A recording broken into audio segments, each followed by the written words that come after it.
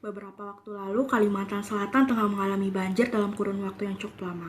Ratusan ribu warga dari Kalimantan Selatan terkena dampaknya. Data terbaru soal dampak banjir di Kalimantan Selatan telah disampaikan oleh Komandan Koram 101 Antasari Kolonel INF Firmansyah dalam konferensi pers daring yang disiarkan pada YouTube tanggal 21 Januari 2021. Banjir di Kalimantan Selatan berdampak total 483.324 warga atau setara dengan 139.537 kepala keluarga. Sementara itu, total rumah yang terendam sebanyak 99.361 unit. Banjir di Kalimantan Selatan yang terjadi dalam satu pekan terakhir menyebabkan 20 korban meninggal dunia dan 6 warga yang masih hilang. Banjir di Kalimantan Selatan juga berdampak pada kerusakan 22 jembatan, 107 tempat ibadah, 75 sekolah, dan merendam jalan raya sepanjang 18.294 meter. Lahan pertanian seluas 46.235 hektar juga gagal panen akibat banjir berhari-hari. Warga terdampak banjir tersebar di 11 kabupaten atau kota di Kalimantan Selatan.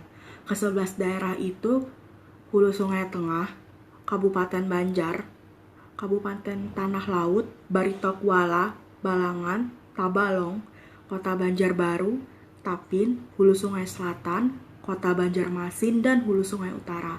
Sementara jumlah warga terdampak banjir yang terbanyak pada Kabupaten Banjar yaitu 190.929 jiwa, lalu disusul Kota Banjarmasin 100.072 ribu jiwa, dan Hulu Sungai Tengah 77.567 jiwa. Ada beberapa kemungkinan penyebab banjir di Kalimantan Selatan, sebagaimana yang telah disampaikan oleh Presiden Joko Widodo saat melakukan peninjauan langsung terhadap lokasi terdampak banjir di Kalimantan Selatan pada awal bulan Januari lalu.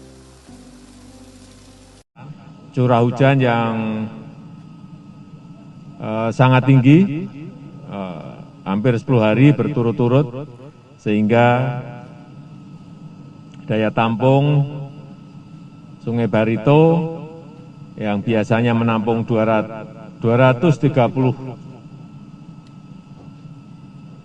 juta meter kubik, sekarang ini masuk air sebesar 2,1 miliar kubik air, sehingga memang meluap di 10 kabupaten dan kota. Namun hal ini berseberangan dengan pendapat warga sekitar. Seorang warga mengatakan banjir bandang yang terjadi di Kalimantan Selatan dikarenakan eksploitasi berlebihan terhadap sumber daya alamnya, sehingga mengakibatkan ekosistem mengalami kerusakan. Selain itu, warga menyebutkan pohon-pohon di sepanjang hutan pegunungan Meratus Kalimantan sebagian besar telah dibabat habis disebabkan tidak adanya proses reklamasi dari perusahaan-perusahaan batubara dan kelapa sawit yang telah menggunakan lahan. Hal tersebut mengakibatkan tanah menjadi gundul dan daerah resapan air menghilang, sehingga menyebabkan terjadinya banjir dan tanah longsor.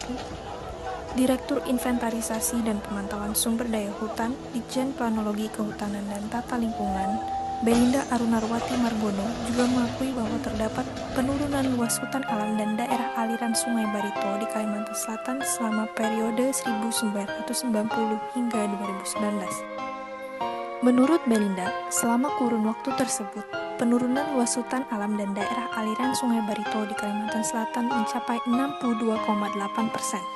Namun, dia juga mengklaim penurunan terbesar terjadi pada periode 1990 hingga 2000, yaitu sebesar 55,5%. Pemirsa, informasi tadi sekaligus menutup jumpa kita pada hari ini. Atas nama tim redaksi yang bertugas pada hari ini, saya Putri Nur Aziza pamit undur diri.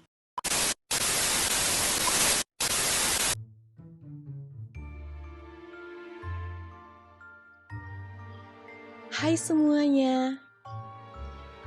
Penyebab terjadi banjir di Kalimantan Selatan pada awal tahun 2021 kemarin memang faktor utamanya adalah curah hujan yang intensitasnya tinggi. Selain itu juga, menurut Bapak Ferdinand melalui fokus grup discussion banjir Kalimantan Selatan yang dilaksanakan 2 Februari 2021 lalu, Kalimantan itu pulaunya sudah tua, sehingga hanya tersisa banyak dataran rendah yang berupa rawa, ungkap beliau. Hal ini sejalan dengan titik-titik lokasi terjadinya banjir Kalimantan Selatan yang merupakan lahan rawa bukanlah lahan gambut. Seandainya dataran di Kalimantan Selatan masih banyak lahan gambut atau lahan basah, apakah mungkin bencana banjir yang terjadi beberapa saat lalu bisa dihindari? Tentu bisa. Dari aspek ekologi, lahan basah berfungsi sebagai pelestari sistem tata air sehingga dapat mencegah terjadinya banjir.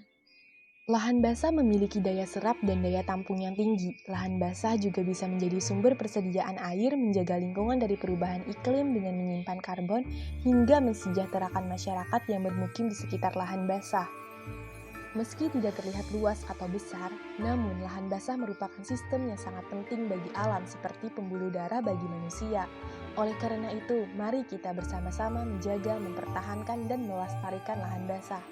Memulai dengan skala kecil sebelum menerapkan skala besar yang beresiko.